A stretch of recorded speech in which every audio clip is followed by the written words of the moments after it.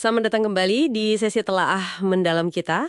Kali ini kita mau coba kupas satu tantangan yang penting banget dalam dunia strategi. Tantangan apa nih? Gimana sih caranya kita tetap ya waras gitu, tetap bisa berpikir jernih di tengah lautan informasi, tekanan, belum lagi bias internal kita sendiri. Oke. Itu krusial banget ya. Betul. Nah, sumber utama kita untuk pembahasan ini adalah bab 18 dari buku Good Strategy, Bad Strategy. Yang judulnya menjaga kewarasan itu kan? Tepat sekali.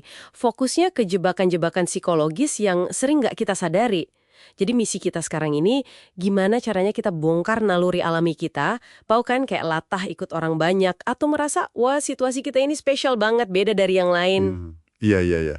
Nah, gimana hal-hal itu bisa bikin kita salah ambil keputusan strategis, yang fatal gitu. Oke. Kita akan lihat contohnya, terutama nanti di kasus krisis finansial 2008. Siap ya kita kupas bareng. Jadi gini, bikin strategi yang bagus itu kan butuh kepala dingin, analisis yang tajam. Pastinya.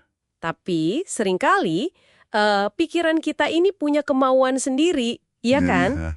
Iya, betul. Ada agendanya sendiri. Nah, bab 18 ini menyoroti gimana bias atau cara berpikir otomatis yang kita nggak sadar itu bisa nyelinap masuk. Dan mengaburkan penilaian kita. Iya, kayak nyetir pas kabut tebal, nggak sadar kacamatanya juga ikut berembun. Gitu kira-kira. Metafora yang bagus. Dan kabut ini, seperti dibahas di bab itu, seringnya muncul dari dua jebakan utama. Yang pertama itu, namanya social herding. Ikut-ikutan kerumunan lah gampangnya.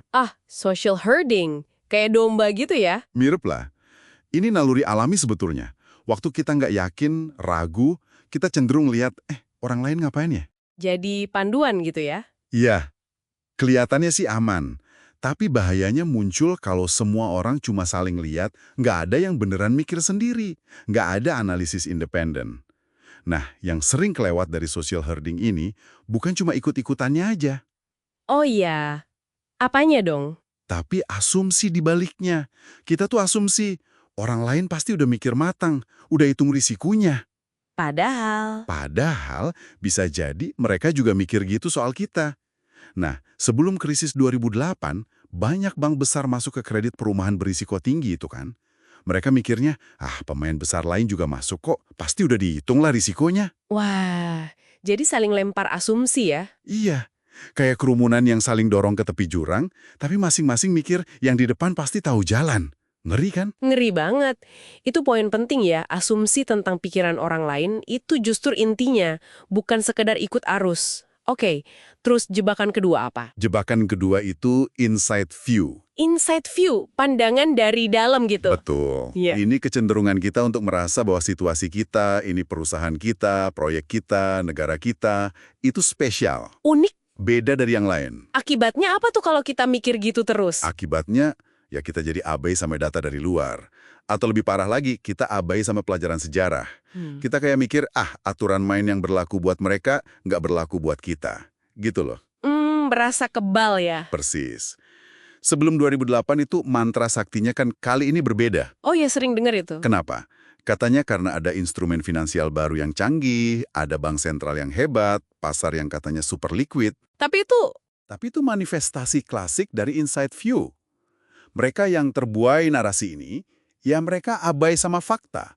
Fakta bahwa pola ledakan kredit properti yang diikuti krisis itu udah sering banget terjadi dalam sejarah ekonomi. Udah langganan. sejarahnya memang jelas banget ya.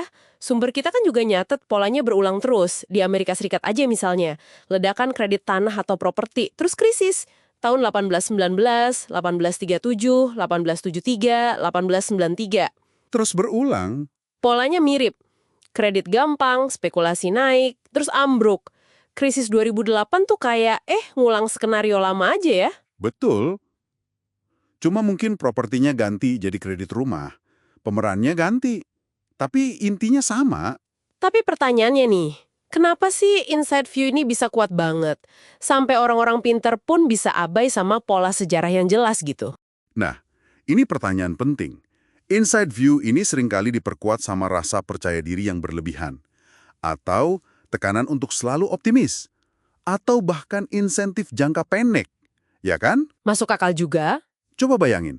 Kalau semua orang di sekitar Anda, termasuk tokoh-tokoh top kayak Greenspan atau Bernanke waktu itu, terus ngomongin era baru manajemen risiko, susah banget kan untuk jadi suara yang beda? Atau untuk melihat tanda bahaya yang sebenarnya udah jelas kalau kita mau lihat keluar atau ke belakang. Jadi kayak ada tekanan sosial juga ya selain bias internal? Iya, mengabaikan perspektif eksternal dan pelajaran masa lalu, seperti yang kita lihat di 2008, akibatnya bisa bencana, biayanya mahal banget. Bukan cuma finansial, tapi sosial juga. Oke, jadi jelas banget ya. Dua perangkap ini, social herding yang muncul dari ragu dan asumsi keliru, Dan inside view yang bikin kita merasa kebal dari sejarah. Keduanya ini musuh utama kalau mau bikin penilaian objektif. Merusak kemampuan kita menjaga kewarasan waktu bikin strategi. betul sekali.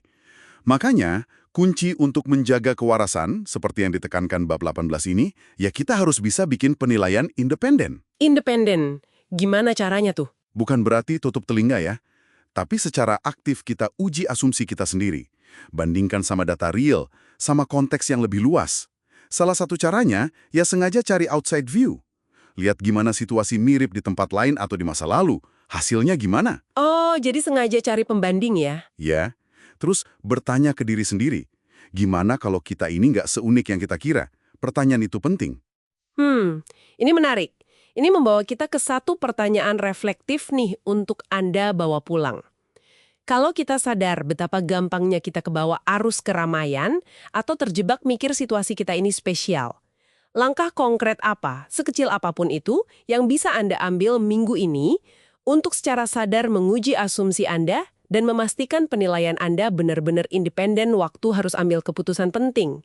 Pertanyaan yang bagus untuk direnungkan. Terima kasih sudah menyimak telaah mendalam kita kali ini. Sampai jumpa di pembahasan berikutnya.